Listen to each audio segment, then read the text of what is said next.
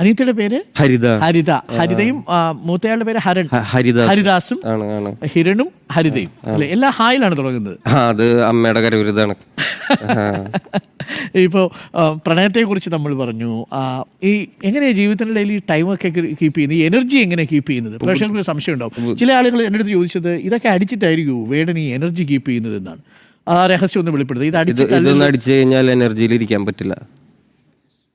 അപ്പോൾ energy keep ചെയ്യണത് നമുക്ക് നല്ല സുഹൃത്തുക്കൾ വേണം. ഒന്നാമത്തെ കാര്യം, നമുക്ക് പേടി ഉണ്ടാവുന്ന സുഹൃത്തുക്കൾ വേണം. ഇന്നത് ചെയ്യുമ്പോൾ അവൻ്റെ 2 അടി കിട്ടുന്നെങ്കിലും നമുക്ക് ബോധം ഉണ്ടാവണം. നല്ല സുഹൃത്തുക്കൾ ഉണ്ടാവണം എന്നാണ് ഞാൻ വിചാരിക്കുന്നത്. നല്ല സുഹൃത്തുക്കളുള്ളപ്പോൾ പിന്നെ നമുക്ക് ഒരു എന്താണ് പറയുക, ഒരു ഉന്നം വെച്ചിരിക്കണം. നമുക്ക് ഇന്ന വർഷത്തിൽ ഇന്നത് എത്തിക്കണം എന്ന് പറയുമ്പോൾ നമ്മൾ മടി പിടിച്ചിരിക്കാൻ പറ്റില്ല നമ്മളെ കൊണ്ട്. അപ്പോൾ പിന്നെ കളിക്കാനൊക്കെ പോവുക.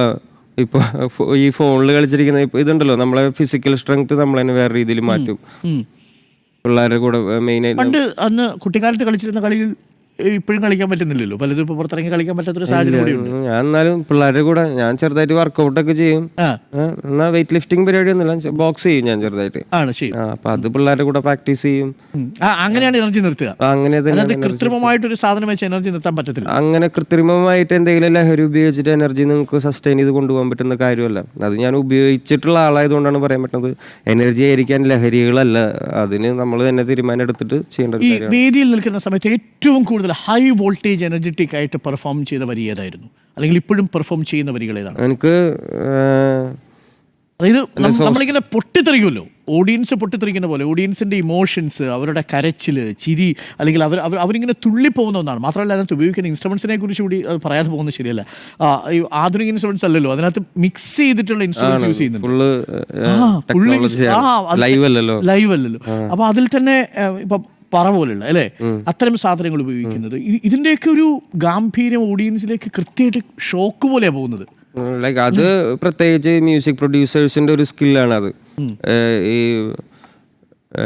എന്താണ് പറയുക, ഈ പറയുന്ന ലൈവ് അല്ലാതെ ഇലക്ട്രോണിക്കലി ഈ കാര്യങ്ങളൊക്കെ ചെയ്യുമ്പോൾ അത് ആൾക്കാരെ അഡ്രസ്സ് ചെയ്യിപ്പിക്കുക എന്നുള്ള പറയുന്ന ഒരു സ്കില്ല് ഒരു മ്യൂസിക് പ്രൊഡ്യൂസറിന്റെ കയ്യിലും മിക്സും മാസ്റ്ററും ചെയ്യുന്ന ഒരാളുടെ കയ്യിലാണ് ഉള്ളത്.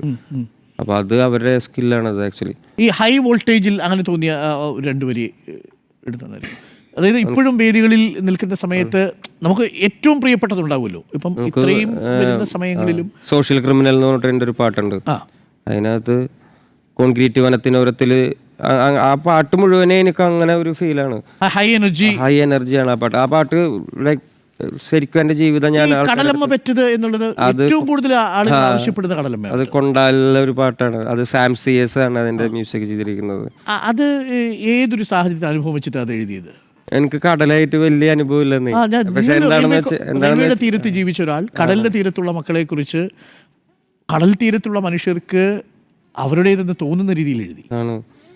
എനിക്ക് തോന്നുന്നത് എനിക്ക് അവരുടെ വേദന മനസ്സിലാക്കാൻ പറ്റി എന്നാണ് ഞാൻ വിചാരിക്കുന്നത്. അധ്വാനിക്കുന്ന വർഗമല്ലേ അത്. അധ്വാനിക്കുന്നത് ഏത് വർഗമാണെങ്കിലും, റെയിൽവേ തീരത്താണെങ്കിലും ശരി, കടൽ തീരത്താണെങ്കിലും ശരി, മലയോരത്താണെങ്കിലും ശരി, ഒരേ ദുഃഖവും ഒരേ അവസ്ഥയും ഒരേ ബന്ധവും ഒരേ വിധിയുമായിരിക്കുമല്ലേ. ആണ്. ഒരേ സാമൂഹിക സാഹചര്യത്തിൽ കൂടെയല്ലേ നമ്മൾ ജീവിക്കുന്നത്.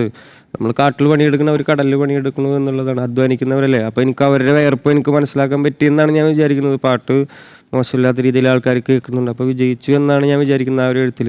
എനിക്ക് ഒരുപാട് സംശയം ഉണ്ടായിരുന്നു, എനിക്കറിയില്ലല്ലോ ഇവരുടെ ജീവിതം എങ്ങനെയാണെന്ന്.